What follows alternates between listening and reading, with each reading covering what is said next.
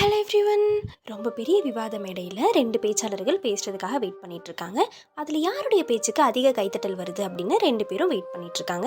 அப்போ அந்த நேரத்தில் ஒரு பேச்சாளருக்கு ஃபோன் கால் வருது. அவர் அந்த அவசரத்தில் அவர் எழுதி வச்சிருந்த குறிப்பு எல்லாத்தையுமே அந்த டேபிள் மேலேயே மறந்து வச்சுட்டு போயிடுறாரு. அந்த குறிப்பெல்லாம் அந்த இன்னொரு பேச்சாளர் திறந்து படிச்சிடுறாரு. அது அவர் ப்ரிப்பேர் பண்ண பாயிண்ட்ஸை விட இன்னுமே சூப்பரான பாயிண்ட்ஸாக இருக்கே அப்படின்னு அவர் எல்லாத்தையுமே படிச்சிடுறாரு. இவருக்கு தான் முதல்ல பேசுறதுக்கான வாய்ப்பு.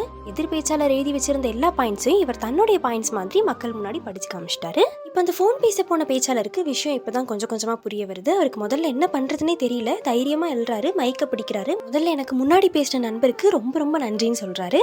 ஏன்னா எனக்கு தொண்டை கட்டிருக்கு, சரியா பேச முடியாது, என்னுடைய உரையெல்லாம் நீங்க வாசிக்க முடியுமா அப்படின்னு நான் தான் விழா தொடங்குறதுக்கு முன்னாடி அவர்கிட்ட கேட்டேன். ஸோ அவரும் ரொம்ப பெருந்தன்மையா ஒத்துட்டு என்னுடைய உரையை உங்க முன்னாடி வாசிச்சு காமிச்சாரு அப்படின்னு சொன்ன உடனே மக்கள் எல்லாம் பயங்கரமா கைத்தட்டல் இவருக்கு கொடுக்குறாங்க.